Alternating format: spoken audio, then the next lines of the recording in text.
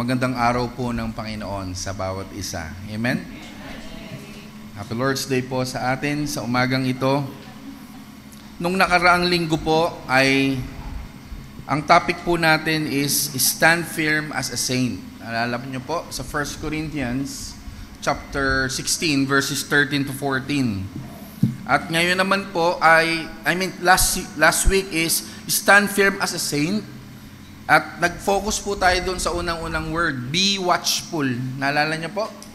Be watchful na mayroon po tayong ang kalaban na gusto tayong sirain ng ating buhay, ay makikita po natin na ito po ay sure na nangyayari po sa labas ng ating simbahan, karaniwan po sa social media.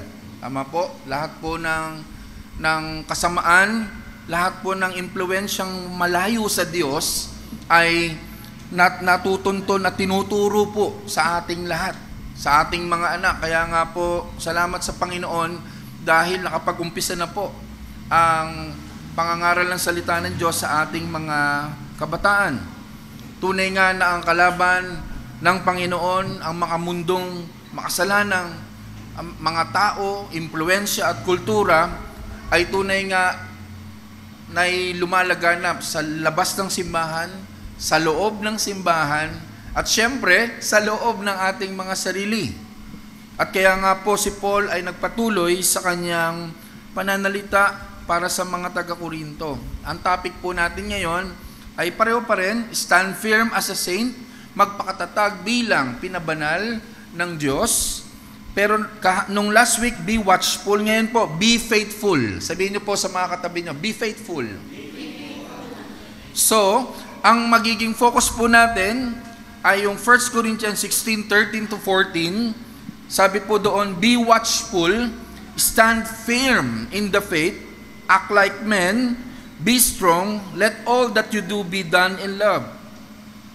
Magfo-focus po tayo sa stand firm in the faith. Sabihin na po, stand firm in the faith. Stand firm in the faith. Alam niyo po, noong September 21, libo-libo ang nagpunta po sa Luneta. Ang tawag po nila doon, Baha sa Luneta. Ito po yung may mga placard nakalagay, Trillion Peso March. Ito po ay panawagan tungkol doon sa paglaban ng mga Pilipino against sa corruption. This is also the 53rd anniversary na ang martial law na nangyari po noong panahong unang senior na Ferdinand Marcos. Peacefully naman ang nangyari po sa Luneta, pero pagdating po doon sa Mindiola, pagdating po doon sa may Recto area, doon po may mga nakaitim na mga kabataan naka-mask. Kaya sila nga naka-mask dahil may gagawin silang hindi maganda, mga krimen. Nagkaroon po ng rumble, nagkaroon po ng violence, at marami pong mga nasira. Yung mga pinambato nila sa mga pulis, yung mga sinirang island, binakbak nila yung semento, yung mga gutter, yung semento sa gitna, at yun po yung pinambabato sa mga pulis na nakabarikada. Marami po ang na-injure, marami pong sinunog. Arson po, sinunog po nila yung iba-ibang mga establishmento. May mga namatay po. Alam niyo po ba, na-aresto po ng mga pulis is 200 plus individuals. And sadly, kalahati po ng 200 plus, karaniwan ay mula sa 11 years old hanggang 17 years old. Underage, wala pang 18. Ito po ay nakababahala dahil nga daw meron silang tinatayo ang prinsipyo. Ano yon? Para mapaayos ang gobyerno. Kaso, may yung mga nakaitim na yon ay nanggulo po. Nanggulo. Sinunog po nila yung 16-wheeler. Nakita nyo yon? 5 milyon isa nun. Tapos sinunog. So, napakalaking abala. Ang nakakatawa po, meron pong isa, si Boy Kwek-Kwek, sumisigaw. Ibaba ang presyo ng Kwek-Kwek. Ano ba yun? Tokneneng, kikyam, fishball. Kakaiba yung pinaglalaban niya. No? Tapos, Yun pala may tama po sa ulo, no? Dapat daw libre yung babae, ibig mo yan, libre yung babae, ano pa yung isang, libre ang, Granada ba yun? Yung isa, parang ganun. Ang dami niyang mga sinasabi na nakakagulat. Merong isang rallyista, may hawak-hawak na bandila, tapos may placard, may banner. Tapos tinanong siya ng reporter, ano pong ibig sabihin nung nakasulat dyan? Ngumanga lang siya, hindi ko alam. Alam niyo po, hindi po lahat ng pumunta noong September 21 ay may tinatayo ang prinsipyo. Yung iba po, totoo naman, may mga binayaran. Yung iba doon, faithfully, with a good intention and integrity, they want to fight the corruption, right? But some are funded by the leftists na para manggulo. Some are funded by the politician, no? Pero ang pinakagusto nating malaman nung September 21 ay nawa magkaroon po ng pag-aayos sa ating gobyerno versus the corruption. Ang punto po mga kapatid sa umagang ito, ano ba ang tinatayuan natin sa ating buhay? Ano po ba ang ating tinatayuan? Ano yung ini-stand? Ano ba yung pinaglalaban natin sa buhay? Sa Luneta, they stood firm for justice, di ba? Nang katarungan doon sa pagnanakaw. They wanted good governance, sana maging maayos ang gobyerno. Pero bilang mga Kristiyano na malapit sa Diyos, malapit kay Kristo, we should be faithful to be righteous. Gawin natin yung mga tamang bagay. We should be faithful to do good, privately and publicly. Kasi po ang ating Diyos ay nakikita po ang ating mga ginagawa. We should stand firm as a saint for righteousness. Ito po ang tawag na mas mataas kesa doon sa mga bagay na panggobyerno, panglipunan. Ang pinakamataas na tawag ng isang mananampalataya sa kanyang buhay ay ang maging matatag sa pagtayo sa kanyang pananampalataya. Ito po ay makikita po natin sa ating pag-aaral ngayon. Alam niyo po ba, kahit po gumawa tayo ng mabuti sa ating kapwa, sa ating lipunan, sa ating sarili, sa ating pamilya, kung ito po ay hindi tinatayuan sa pananampalataya mo kay Kristo, alam niyo po bang hindi ito nakalulugod sa Panginoon? Nakakalugod lang sa mahal mo sa buhay. Ay, bait na ito, nalulugod yung kapwa mo. Pero, sabi po sa Roma 3:23, Romans 3:23, lahat tayo nagkasala. At dahil doon ang ating mga good works, ang ating mga kabutihan, ay hindi aabot sa pamantayan upang ngumiti, lumigaya, masamba natin ang Diyos. Kaya kailangan, tayo po ay naka-attach, meron pong relationship sa Panginoon. At ito pong ibig sabihin ng pagiging standing firm in the faith. Ang pagtatayo, pagiging matatag natin sa pananampalataya natin ay dahil sa ating relasyon kay Jesucristo. Sabi po ni Martin Luther, human law, when it does not agree with the divine, is unjust. Ang makatao na batas, kung ito po ay hindi nakatugma, hindi po nakadikit kay Kristo, sa Diyos, ito po ay unjust. Ibig sabihin, hindi makatarungan, hindi mabuti. Kaya ngayong umaga, gusto ko pong sabihin po sa inyo that goodness without salvation in Christ is sinful. Goodness without salvation in Christ is sinful. Ang ating kabutihan, kung wala tayong kaligtasan kay Kristo, maging mabuti ka man ay pangmundong kabutihan lamang. Ngunit sa pananaw at sa paningin ng Diyos, ikaw pa rin ay makasalanan. The highest call for Christian is to stand firm in the faith. Ang tawag po ng isang Kristiyano ay hindi ikaw yung magaling na tagaluto sa kusina ng simbahan. Hindi ikaw yung maraming mga ministry sa church. Hindi ikaw yung pastor. The highest call of every one of us bilang mga tunay na mananampalataya ng Panginoon ay yung ating pananampalataya. You can have the shampoo now, maganda po yung postura natin, bagong ligo.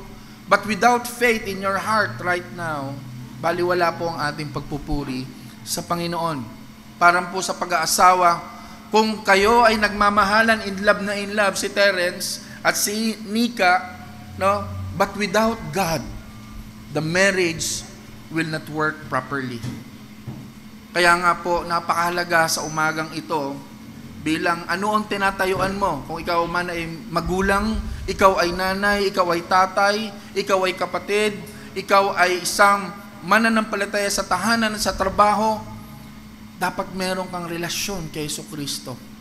Ang pinakamataas na tawag sa buhay mo ay hindi yung trabaho mo, kundi ang iyong pananampalataya kay Kristo. At yan ang panawagan po ng ating Apostol Pablo sa mga taga-Korinto. Sa ating lahat ng mga mananampalataya, napakahalaga na tayo po'y tumatayo sa ating pananampalataya kay Kristo. Nung last week, napakahalaga na alam natin may kalaban sa labas ng ating bahay, sa kultura ng mundong ito, sa loob ng ating tahanan, sa loob ng ating simbahan. Alam natin na tayo ay makasalanan sa loob ng ating sarili. Kaya sumunod doon na instructions ay ang ating pinag-aaralan ngayon, maging matatag sa ating pananampalataya. Kanino? Kay Kristo lamang. Yan po ang pananawagan ni Apostol Pablo sa ating mga mananampalataya.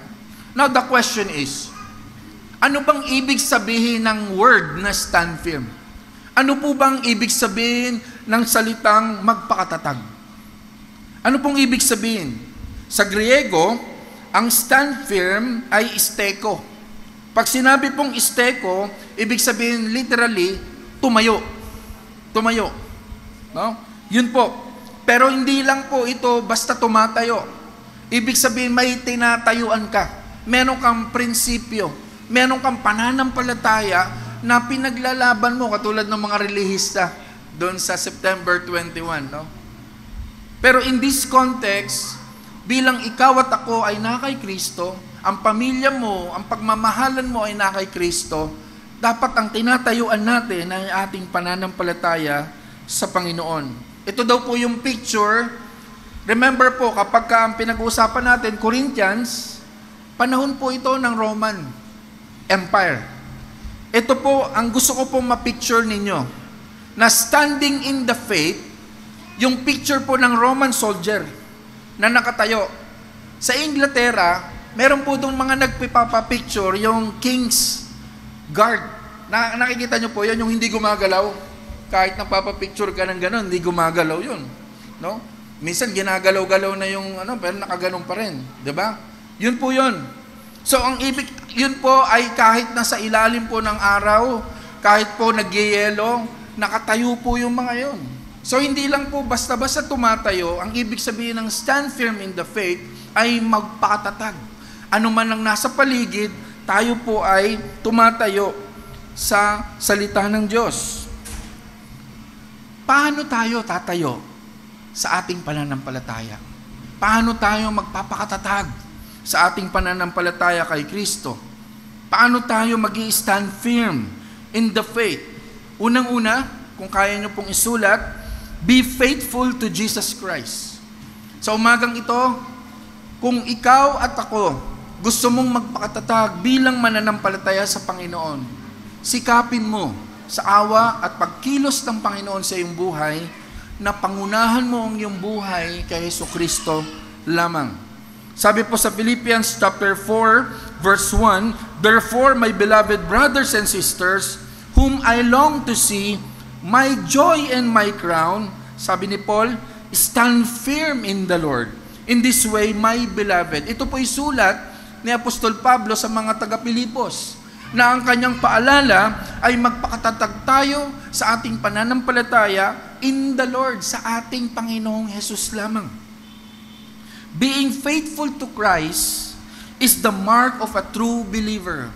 Mga kaibigan, mga kapatid, sa umagang ito, kung ikaw at ako ay totoong mananampalataya ni Kristo, totoong naniniwala sa Diyos, ang pagiging matapat mo sa Kanyang banal na salita, sa pamamagitan ng banal na Jesus, ay ang pagiging marka ng iyong tunay na mananampalataya.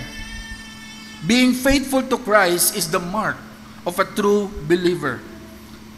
Paano ba? Paano ba natin makikita ang isang tunay na mananampalataya? Sila po ay nagpapatotoo at nagiging matatag kay Kristo lamang. Hindi po sila kumukuha o tumuhugot ng katatagan sa buhay dahil maganda ang kanilang trabaho, maganda ang kanilang kinikita o sinusweldo, o malakas sila. Puhunan po natin ang mga lakas po natin. Ang tunay po na Kristiyano ay kinikilala niya na siya ay mahina kung wala si Jesucristo. So sa umagang ito, ang unang-unang dadalin mo na mensahe ng Panginoon ay magpakatatag ka kay Kristo lamang. Hindi ikaw nagiging matatag dahil matatag ang asawa mo. Tatandaan mo, kahit matatag kayong dalawa, dadating ang panahon na kakailanganin mo ang Diyos sa iyong buhay. Sabi po ni Albert Barnes, be firm in maintaining what you believe to be true and in holding on to your personal confidence in God. So, kung gusto mong manampalataya ng matapat at matatag, standing firm in the faith, kailangan ikaw ay may pananampalataya sa Diyos. At ang Diyos na dapat na pinapanampalatayahan natin ay si Jesucristo lamang. Mga kapatid, mga mahal sa buhay, let us be faithful to God. Let us be faithful in the person of our Lord Jesus Christ, who is the author and the perfecter of our faith. Ang Panginoong Yesus ang kailangan mo upang ikaw ay tumatag. Dahil siya ang may akda, siya ang magpapalakas sa iyong buhay, Kristiyano. Sabi nga po ng Hebrews 12:2, let us fix our eyes on Jesus, the author and the perfecter of faith. Ang tanong sa umagang ito, nakatingin ba tayo kay Kristo? Nakatuon po ba ang ating kalakasan kay Kristo? Tayo po ba ay faithful sa ating Panginoong Hesus? Kasi po kung meron po tayong ibang tapat sa buhay natin, apart from Christ, ay yun po ay sasablay. Yun po ay sasablay at sasablay. The reality, ang katotohanan po ng buhay po natin, hindi po tayo faithful sa ating Panginoon, but sa mga bagay-bagay na mga nakapalibot sa atin. Alam niyo po ba, napakarami po ngayong ibang turo ng Ebanghelyo. Yung Ebanghelyo nagiging ibang liko. Yung iba, sa panahon namin na Jordan, umaatin yung mga young people kasi may evangelism. Yung iba, evangeligaw. Di ba? Di ba? Napakarami pong false doctrines na nakapalibot sa atin. Maraming mga pananampalataya, hindi kay Kristo, kundi sa ibang bagay. Marami pong mga nagtuturo na egocentric, hindi Christocentric. Ego.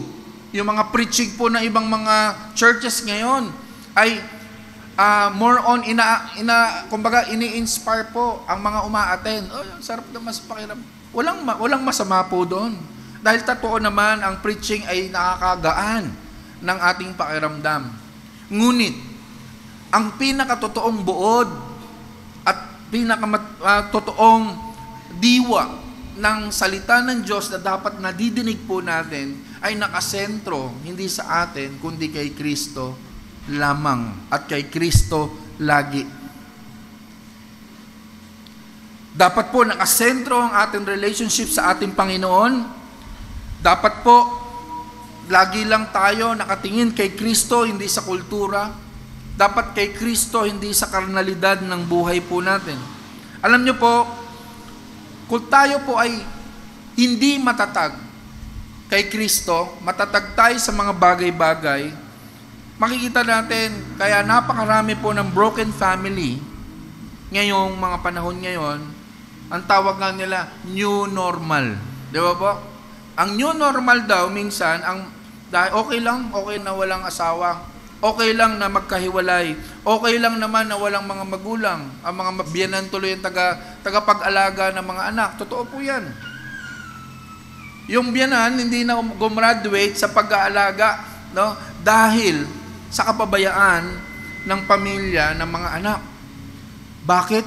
Sa pag-aaral, karamihan ng mga nag-aasawa po ngayon, karamihan ng mga pamilya po ay wala po sa tunay na katatagan ng pagmamahalan. Sino po yon? Ang ating Panginoong Hesukristo. Church, this is not new normal.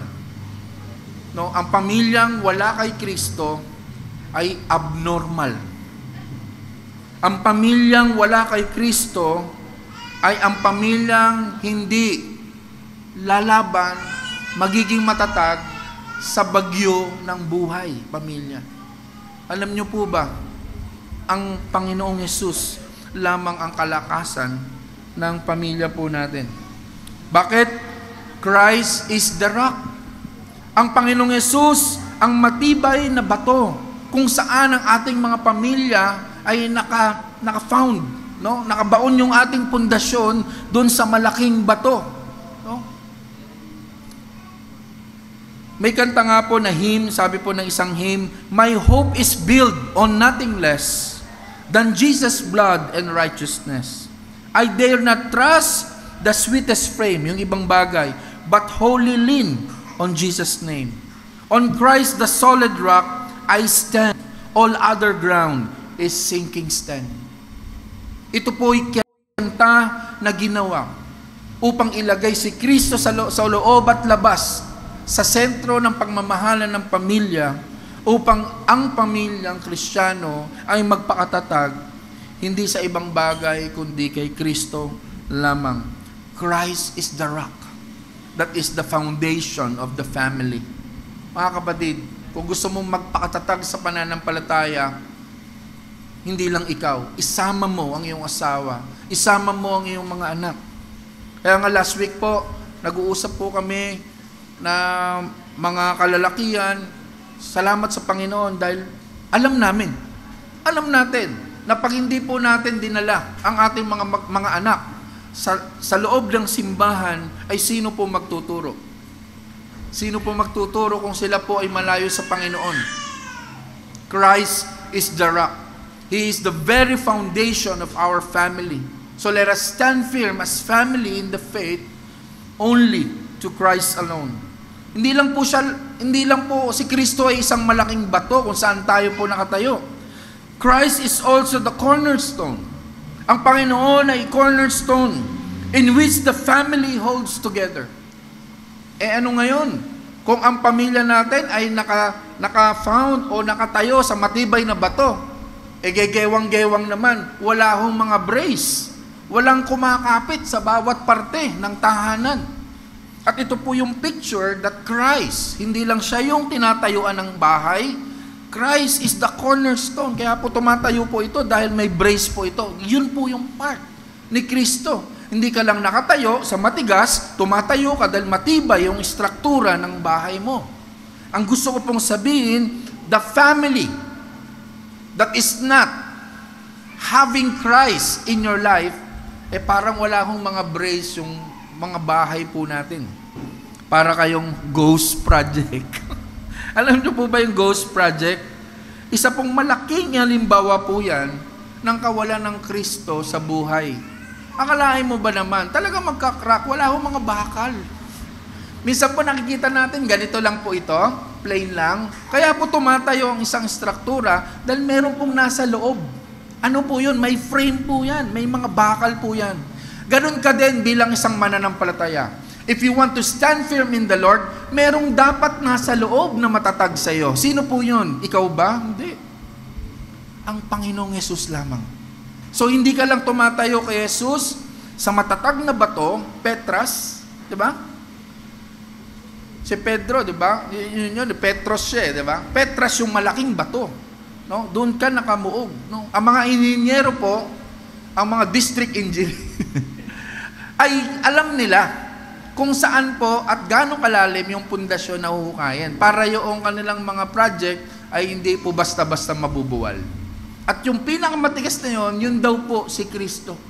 Dapat, kung gusto mong hindi mabubuwal ang instruktura ng buhay mo, magpakatatag ka, hari mo, dapat makarating ka doon sa matigas na bato, si Kristo. At hindi po natatapos doon. Yung instruktura mo, may architect tayo dito, no? Yung structure po, ay baliwala yung pundasyon kung yung structure mo ay gegewang-gewang. At yun din po ang tinatawag na cornerstone o si Kristo. So yun po ang una na gusto ko pong sabihin, mga kapatid. Kung ikaw ay gusto mong magpakatatag sa lahat ng aspeto ng buhay, dapat ikaw ay faithful kay Jesus Christ. Pangalawa, be faithful to the gospel of Christ. Kung gusto mong magkaroon ng matatag na pamilya, matatag na pananampalataya bilang Kristiyano, maging faithful ka sa kanyang mga salita. Philippians chapter 1:27, let all your manner of life be worthy of gospel of Christ, so that whether I come and see you and am absent, I may hear you that you are standing firm in one spirit, in one mind, striving side by side for the faith of the gospel. Ano pong ibig sabihin nito, mga kapatid? Let us stand firm in the faith, not just to Christ, but also be faithful in the Word of God. Hindi po sapat nakilala mo si Kristo. Hindi mo siya makikilala kung hindi mo binabasa kung sino siya. So, ibig sabihin, kung gusto mo maging matatag sa buhay, dapat may relasyon ka kay Kristo. Amen? At hindi lang yun. Para lalong tumatag ang iyong relasyon kay Kristo, dapat kinikilala mo si Kristo. Paano? Sa dyaryo ba? Sa series ba sa Netflix? Hindi. Sa Word of God. Sa salita po ng Diyos. Sa verse 27, sinasabi po dito sa Philippians, yung manner of life, ito daw po yung salita ng Diyos. Doktrina. Alam niyo po ba ang church pag hindi nagturo ng Bible o ng sermon o ng doctrine, hindi po sa church. Dahil ang very strength ng church, ang kalakasan ng isang simbahan ng Panginoong Yesus ay tumatayo sa kanyang banal na salita. So Christians, tayo pong lahat, ako po ay nananawagan, si Paul ay nananawagan sa 1 Corinthians 16:13-14, let us be faithful in making the Word of God the standard of our lives. Ano po ang standard ng buhay po natin? Yung kapitbahay mo, ay, may bagong kotse, bibili rin ako. Yung kapitbahay ko, ang ganda ng mga halaman ng paso halika rito, bili tayo sa palengke. Diba? Mas malaking paso yung natin. Alam niyo po, minsan katotohanan, ang standard po ng buhay natin dahil sa Facebook, kapag may nag-post sa Facebook, inggit na inggit ka. Totoo po yan. Ang Facebook, business yan. Na kapag may nag-post ang isa, ibabrag niya yung ganda, oy, may iPhone 12, iPhone 17 Pro. Wow! Promotion ng gastos. Mas marami ang gastos. No? Siyempre, ikaw naman, ganun. Ang Facebook, business po siya. Pero alam nyo ba, ang Facebook nagiging standard ng lahat ng bagay. Alam nyo po ba ang kasalan ngayon? Pag nanood kayo ng YouTube, magkano? Sa mga nagpakasal, alam po nanood kayo ng ng mga sa YouTube ng gastos kung magkano magpakasal. 500,000 pagkain pa lang. Kahapon pumunta kami sa sa Sabano Hotel. Grabe, 120,000 4 hours. Yung yung venue pa lang. Grabe. 120,000. Pero, kaya po maraming hindi nagpapakasal ngayon kasi po, ay, mahal magpakasal. Ay, ang gastos. Opo, pero hindi. Kaya marami tayo dapat na magpakasal dahil sa kasal, binibless po kayo sa pananampalataya kay Kristo. At hindi po natatapos doon. No? Kaya nga po sa kasal, dapat nga po may binibigay na Bible sa bagong kasal. Ito po hindi lang simbolo. Ito po ay kanilang sandata upang hindi lang sila tumatag kay Kristo, sila po'y makakilala kay Kristo para sila ay mag-stand firm in the family. Amen? So kulang po. Sapat ang Panginoong Hesus upang ikaw ay maligtas. Pero siya po ay nagbigay ng kanyang salita upang ikaw ay bilang ligtas na ay lumalago at nagpapakatatag pa dahil sa kanyang salita. Sola fide, sabihin nyo nga po sola fide. Ito po ay Latin word na by faith alone. Yung sola, soul, di ba?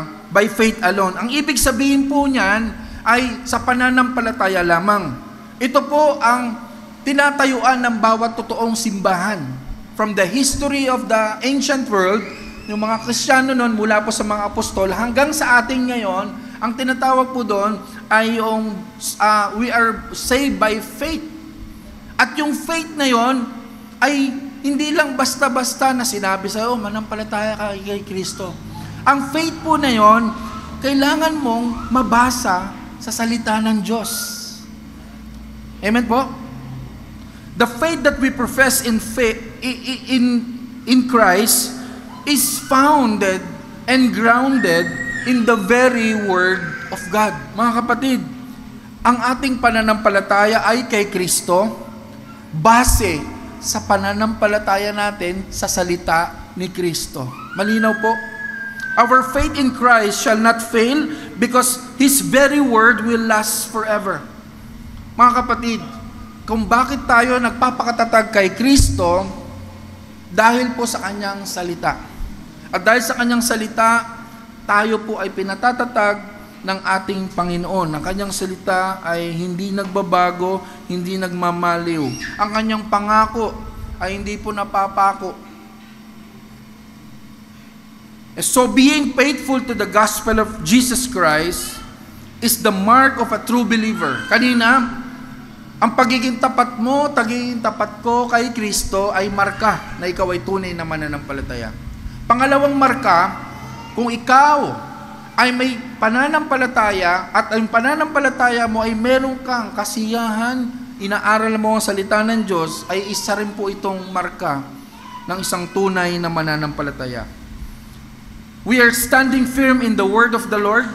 Not just the Lord. We are not just standing firm with the Lord, but with the word of the Lord. We are standing firm because of the Lord, and yet we are also standing firm because of the word. Lagi pong partner po yan. Lagi pong partner.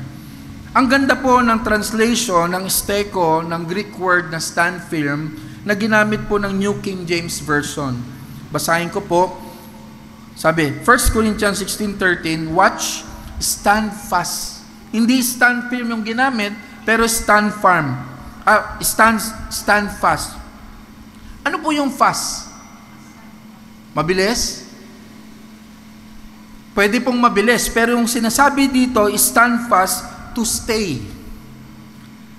Sino po si Ate Norms lagi sumasakay ng eroplano? Biglang may tatayo doon sa likod. Ladies and gentlemen, di ba ganon? Please fasten your seatbelt. Po? Yung fast, ibig sabihin sikipan. Para ikaw ay manatili. Dahil kapag nag-turbulence, tatama yung ulo mo sa kisame. No? So, dapat naka-seatbelt po. Yung term na fast, ibig sabihin manatili. Kapag nalalaglag ang pantalon mo, kailangan mo mag-belt. You hold fast. Tama po? Nung isang araw, naglilinis po ako ng electric pan, basahin nyo, meron po doon loosen, fasten. Yung loosen, pampaluwag. Yung fasten, hindi ba naman bibilis? Hindi, pangsikip. Pangsikip po nung lock. So, yun ang gustong sabihin ni Paul. Na tayo po ay maging mahigpit, yumakap sa ating buhay kay Kristo at sa Kanyang mga salita. Ang buhay na walang kay Kristo, wala ring salita ni Kristo. Kaya yung buhay, ang iba yung standard na pupunta po sa ibang kahinahinatnan. Mga kapatid, yun po ang gusto ni Paul sa umagang ito. Ang sulat niya sa mga taga-Korinto, na sila po ay manatili. sa tunay na salita ng Diyos. Kasi po sa loob po ng Church of Corinth, kung ano-ano na po ang pumapasok na mga katuruan. Kung ano-ano po yung mga pumapasok na mga practices sa church na hindi naman nakalulugod sa Panginoon. There is the presence of false preaching sa Korinto, and there's a presence of false practices doon sa loob ng simbahan. Ang sabi po ni Albert Barnes, tayong mga Kristiyano, let us be firm, stand firm, in holding, defending the truths of the gospel. Do not yield to any foe, but maintain the truth. Maintain. Di ba po, ilalak natin. Sa mga nagdadrive po dyan, meron po ngayon yung mga magagandang mga kotse. May pinipindot po sila para kahit bitawan po nila yung manubela, naka-maintain. Meron din po ngayon yung gear, dire-diretso, i-on mo lang, kahit di ka umapak, mag-stretching ka, umaandar po yung sasakyan. Naka-autopilot mode. Kahit po umiidlip yung isang piloto, yung isa gising, pero yung isa naka-observe lang, hindi nakahawak. Ganun po sa eroplano, naka-autopilot. Ang gusto ko pong sabihin, kung tayo po ay nakabigkis kay Kristo, kung tayo po ay nakabigkis sa kanyang mga salita, hindi po tayo mapapariwara. Hindi po tayo gegewang-gewang. Hindi po lulubog ang ating pamilya. Kundi tayo po ay mag-i-stand firm, magpapakatatag, mga kapatid.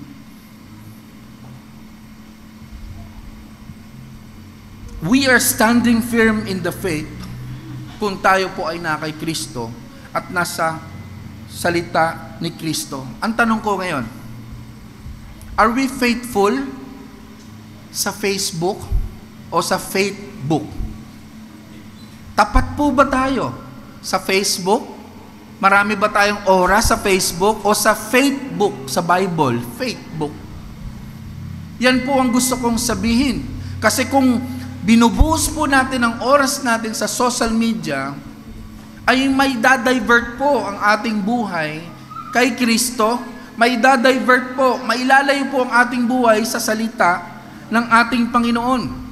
Alam po natin na successful po ang kalaban kung ang mga Kristiyano po ay nalilibang sa mga bagay-bagay, hindi kay Kristo lamang. Gusto ko po i-share ito. Ecclesia Reformata Semper Reformanda est secundum verbum Dei. Ang ibig sabihin niyan, hi. Hindi, biro lang po. Ang haba no? This is the Latin word na the church.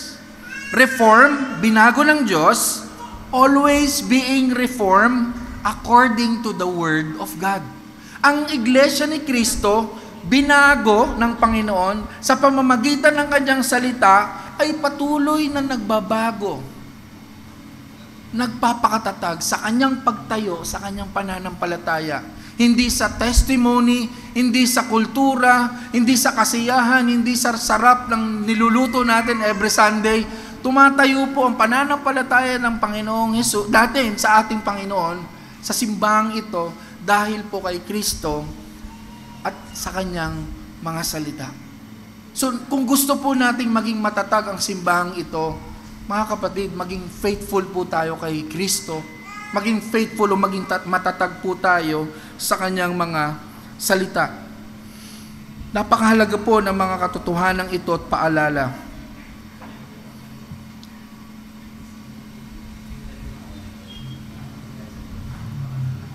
At ang pangatlo po na gusto ko pong sabihin, una, be faithful to Jesus Christ. Stand firm in the faith, be faithful to Jesus Christ. Pangalawa, be faithful to the gospel of Christ. Pangatlo, be faithful to the body of Christ. Una, magpakatatag tayo kay Kristo, magpakatatag tayo sa pag-aaral lang sa kanyang banal na salita, at higit sa lahat, pangatlo, magpakatatag tayo sa iglesia ng Panginoon. No? Sabi nga, yung apoy, lumalakas po yung apoy kapag may katabing baga. At lalo pong nagbabaga at numiningas kapag may katabi. Subukan mong lumayo ka, manlalamig ka. Kaya napakahalaga po na hindi po natatapos ang ating pananampalataya kay Kristo. Nag-aaral naman tayo sa bahay ng Bible, pero wala ka namang fellowship. Yun po yung gusto pong sabihin ni Paul sa ating mga buhay. Na tayo po ay na kay Kristo na, at tayo po ay lumalago kay Kristo dahil sa salita ng Diyos, dapat pumupunta ka sa bahay ni Kristo. Kasi po kung sino-sino po ang iyong mga kasama, ganun din ang magiging impluensya sa iyo. Ngunit salamat sa Panginoon, ang ginagawa natin ngayon ay makadiyos. At kung sino ang kasama mong makadiyos, malaking tsansa na ikaw din ay nasa Panginoon. Amen? Yung old saying, tell me who your friends are, and I will tell you your makeup is. Diba? Nung high school, kapag merong magkakabarkada, ang makeup nito, pareho ng kabarkada niya. Tama ba, Ate Perla? Ang mga lalaki, kami ho nun, nauso po yung brush up. Panahon namin, 90s. Katso, no? Alam ba, lahat ng barkada, ganun din ang itsura. Ang isang Kristiyanong na kay Kristo, ang isang Kristiyanong nasa salita ng Diyos, pihado yung mga kasama niya. Kung siya ay mananatili, magiging matatag siya dahil may nagpapaalala sa kanya na mananatili kay Kristo at sa kanyang mga salita. Mga kapatid, sa umagang ito, let us stand firm in the faith. Be faithful to Christ, be faithful to the Word of Christ, and be faithful to the church of Christ. We cannot stand firm alone. Tatandaan mo, mga kapatid, hindi mo kayang mag-isa. Kung kayo, bago mag-asawa, hindi nyo po kaya na mag-isa. Kailangan nyo po ang Diyos. Hindi kaya po ng mga tatay. Kapag malayo kayo at nagtatrabaho, pagod na, hindi nyo kayang manatiling malakas. Kundi lamang sa kalakasan natin kay Kristo at kalakasan natin sa salita niya at kalakasan natin sa ating fellowship. Kaya po napakahalaga ng ating fellowship, mga kapatid. We need the church. We need the body of Christ. Saan ka ba nakakita? Halika na. Sugod, mga kapatid. Nung panahon ng KKK, isa lang ang sumugod. Can you imagine? Sugod nga daw, mga kapatid. Tapos isa lang yung sumusugod. Ano? Ang lalaki ng kanyo ng mga Kastila. Pero sa totoo lang, alam nyo ba nung panahon, marami rin pong tumatalo sa mga mayayamang bansa. Hindi dahil malakas din yung mga gerilya, dahil nagkakaisa yung mga gerilya. Nangyari po yan nung kinalaban ng mga unang Amerikano ang Inglaterra. Tama po?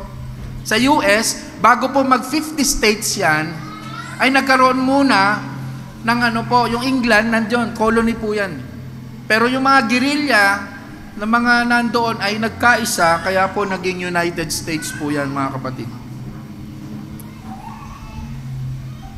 Sabihin nyo po, pagkakaisa.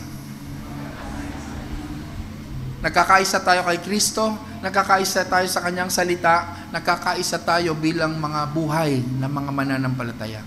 Yan ang sikreto ng matatag na tunay na mananampalataya. Nung panahon po ng Rome, kung napanood nyo po yung The Gladiator, sino nakapanood ng The Gladiator? O yung The 300, sino nakapanood ng 300? This is true to life story, yung 300, may tinatawag po na testudo. Yung testudo po, ibig sabihin po, pagong, tortoise, pagong. Ano ba yung ginagawa ng pagong kapag may kalaban siya? Di ba, nagtatago siya doon sa shell niya, sa bahay niya, para hindi siya po tamaan ng kalaban. Yun po ang strategy ng Roman Empire kung kaya't sila ay nasakop nila almost yung buong mundo. Kasi po, kapag may umaatake sa kanila, sila po ay parang mga pagong, yung kanilang mga shield, pinagdudugtong-dugtong nila, magiging isang parang bahay ng pagong at hindi sila ma-penetrate, hindi sila matalo-talo ng kalaban. Pag naubusan na ng araw, ng bala, ng sibat yung kalaban, doon po sila lulusob. Hahayaan nila. Yung video ng 300, hahayaan nila na magpaulan ng bala yung kalaban. Nakatestudo lang sila. nakadikit lang sila sa isa't isa. Nakita natin ito nung September 21 na yung mga pulis, yung mga shield po nila, pinagdidikit-dikit para kahit anong bato sa kanila, wala pong Kaso tinamaan yung isa. Paano? Tinulak ng isang pulis. Nawala sa formation. Tinulak, kaya po nung pagtalikod ng pulis, tinamaan po siya ng ganito kalaking bato sa likod. Mga kapatid, kailangan mo ang katabi mo ngayon para lumakas para kay Kristo. Kailangan mo ang pamilya mo para isama sila kay Kristo, mag-aral ng salita ng Diyos, at para kayong lahat ay tumatag, tayong lahat. Mga kapatid, yan po ang aking panalangin. Ang panalangin po na ibigay natin ang ating buhay sa ating Panginoon. Tayo po ay magpakatatag sa pananampalataya, tayo po ay nag-iisa. Sabi po ng Amerika, united we stand, divided we fall. Kaya po nagkakaroon ng fall, failure ng bawat pamilya, ng bawat mga churches dahil hindi po nagkakaisa. Kahit po sa panaginip, hindi ko inaasahan na mabibiyak ang Sovereign Grace Community Church, SGCC. But because of the disunity of the sinful things, nabiyak po. Pero sa awat sa biyaya ng Panginoon, tayo po inanatili kay Kristo, tayo po inanatili sa Kanyang salita, at yung mga naiwan, yung F3, Faith Family Fellowship, tayo ay nagsama-sama hanggang sa umusbong ulit ang simbahan at nadadagdagan at nadadagan. Can you imagine? This is so historical. We are just only July, August, September. We are just only less than 3 months. And here we are, mas marami pa tayo sa ibang simbahan. And it is because we are grounded and rooted in Christ. We are grounded and strengthened by the word of Christ. And we are the body of Christ because we are united in Him in glory. Ano po magiging effect? Pag uwi ninyo, kung kayo po ay tapat sa salita ng Diyos, kay Kristo, meron pong mga magpapaalala at magpa-follow up ang bawat isa, nagmamahal, na tayo'y manatili kay Kristo. Napakasarap po ng ating pamilya. Purihin po ang Panginoon. Dito po ako magtatapos. 3 bagay ang gusto mong gawin kung ikaw ay gusto mong maging tapat. Maging tapat ka kay Jesucristo. Maging tapat ka sa Kanyang salita. At maging tapat ka sa pagdalo sa simbahang itinatag niya upang ikaw ay silungan ng pananampalataya. Hindi mo ma-feel na mag-isa ka. Sometimes we feel alone because we ourselves are withdrawn to the body of Christ. Marami pong churches ngayon. Kilala ko si Kristo. Nagbabasa ako ng salita ng Diyos. Sa YouTube na lang ako mag-church. Magla-live na lang ako. Hindi po. Hindi po mararanasan ninyo ang ganitong saya, ang ganitong kabutihan ng Panginoon, realidad ng buhay, kung nandoon lang po kayo sa mga laptop ninyo. Ang tunay na pagsamba ay ang fellowship. Can you imagine? May nagpakasal, pakasal na tayo, online. Yung isa nasa Amerika, yung isa nasa Hong Kong, kiss the bride. Paano magkikiss? Kain tayo, masarap ang ulam, mabango. Nasa online. Ganun din, paano kakain? Paano natin ma-appreciate? No? Ganun po ang fellowship. Hebrews 10:25. It requires you and me to be in Christ, to learn the Word of God, and to be in the fellowship of Christ. Amen? Napakahalaga po nun. Napakahalaga po. Tayo pong lahat ay magsitayo.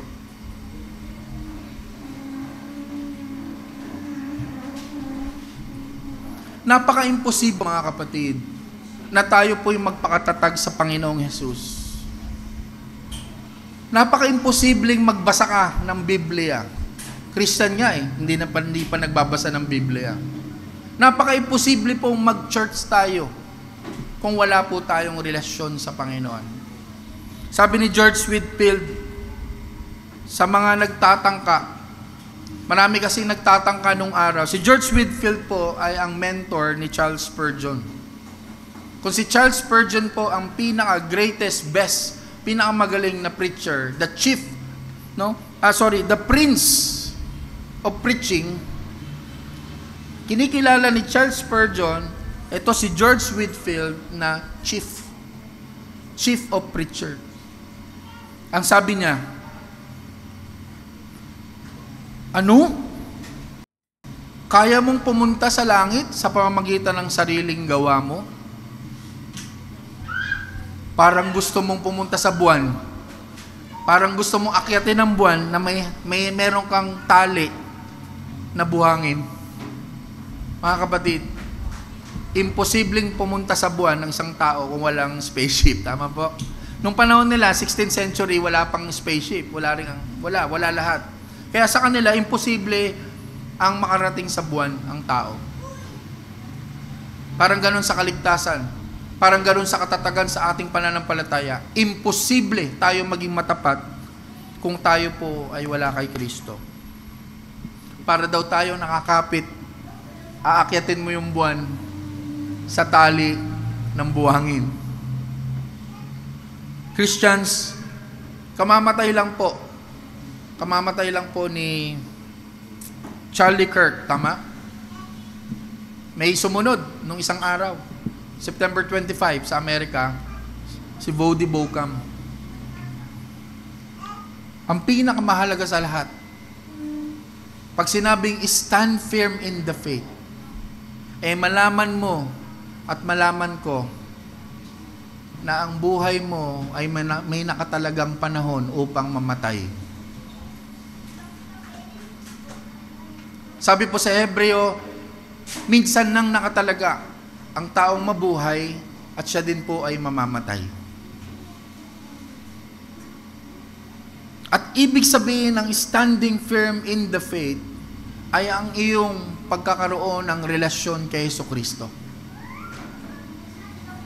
Wag na wag kang mamamatay nang hindi ka tumatayo sa iyong pananampalataya kay Kristo. Dahil bubuksan mo ang pintuan ng kamatayan, papunta ka doon sa kapahamakan sa impyerno. Maybe we can afford to live this life now without Christ, but we cannot afford to die now without Him. Kapag wala po si Kristo sa ating puso, sa ating buhay, ang ating kaluluwa ay tiyak po natatayo sa hukuman ng Panginoon at hahatulan ka na pumasok sa eternal na parusa sa puot at galit ng Panginoon. Yun po ay naglalagablab na impyerno kung saan no return, no exchange. Wala pong time purse. Timeless. Mga kapatid, timeless. Si John MacArthur namatay noon kailanman, binaril si Charlie Kirk, si Voddie Baucham, kamamatay lang ilang araw na. Ang sabi po ni Voddie Baucham, darating ang panahon, nung nagpipreach siya, na madidinig nyo na patay na ako. At ako'y wala na. Sabi ni Voddie Baucham, huwag kayong maniniwala. Huwag kayong maniniwala na wala na ako. Dahil ang totoo, itatayo ako ni Jesucristo dahil siya ay natayo sa bundok ng Kalbaryo. Don't you believe that I will be gone? Because when I die, sabi ni Voddie Baucham, I will rise again with Christ. It will not be the end of me. Hindi po mawawala ang isang tunay na Kristiyano, ang isang kaluluwa na may relasyon kay Jesus, hindi po siya mawawala. Sabi ni Voddie Baucham, because Christ is raised, and I too will be raised with Christ. Kung si Kristo po ay nabuhay muli, even mamatay daw si Voddie Baucham, September 25, siya po ay mabubuhay din muli. Kaya daw po unang sinabi kay Kristo na siya ay firstborn, sabi ni Voddie Baucham, kasi kung may first, may second. Kung ang Panginoong Yesus ay nabuhay muli, first, may second. Yung second daw yon na ikaw at ako na may pananampalataya kay Kristo lamang. Yan po ang pangako. Ang tunay na pagiging standing firm, tumatayo sa pananampalataya, ay ang pagtayo mo sa harapan ng Panginoon kapag ikaw ay namatay na. At tatanungin ka, karapat-dapat ka bang pumasok sa aking kalangitan? At ang karapatan lang po natin para pumasok sa kalangitan ay hindi po ang ating mga gawa. Hindi po ang ating kalinisan. Because there will never be righteousness and complete holiness apart from Christ. Kaya kailangan po natin magkaroon ng standing firm bago po tayo lagutan ng buhay. Bago po tayo lagutan ng buhay. Ang sabi ni Voddie Baucham, huwag kayong maawa sa akin pag namatay ako.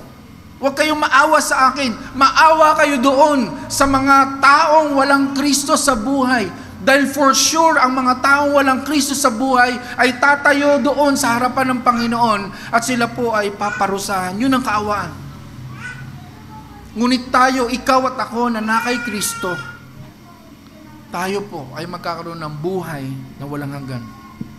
Ang aking hamon, mga kapatid, kung ikaw pa ay wala sa Panginoon, bakit hindi mo gawin ngayon na ikaw ay humingi ng tawad sa ating Diyos sa iyong mga kasalanan at gawin mong panampalatayaan si Kristo na ang kanyang pagkamatay sa bundok ng Kalbaryo, ang pagdanak ng kanyang dugo, ang kanyang katawang na bayubay ay ang iyong magiging kalinisan sa harapan ng Panginoon. Ang aking panalangin ay ikaw ay humingi ng tawad sa Panginoon at manampalataya na si Kristo ang iyong kailangan, iyong kaligtasan sa mga oras na ito. If you die without Christ, you will find yourself standing in the middle of the lake of fire, instead standing in the love of God. Kung wala pong Kristo, we will be standing firm, matatag tayo, hindi tayo matitigilan na katayo, kaso nasa impyerno. Pero kung tayo po ay kay Kristo, we will be standing firm, not in the lake of fire, but in the love of God in paradise. Tayo pong lahat ay panalangin. Panginoon, salamat po sa mga paalala na ang aming buhay pala, Panginoon, ay marupok. Ang aming buhay pala, Panginoon, ay walang pag-asa kung wala po kaming relasyon sa inyo, Panginoon. Salamat po dahil ang iyong mga salita pala, Panginoon, ang aming magiging kalakasan. Ang iyong simbahan pala, Panginoon, ay ang gagamitin mo, kami ay maging tapat at maging matatag sa aming pananampalataya. Ang aking panalangin, Panginoon, kung sino man, Panginoon, ang mga humihingi ng tawad, Panginoon, sa inyo sa kanilang mga kasalanan, tulungan mo silang manampalataya kay Kristo lamang. Dahil siya lamang po ang daan ng katotohanan at ng buhay. Na kung sino mang manampalataya, ngayon din ay magkakaroon ng puwang sa paraiso, Panginoon, na naghihintay, Panginoon. Purihin kayo, Panginoon, sa pangalan ni Jesus. Amen. Makakaupo na po tayo.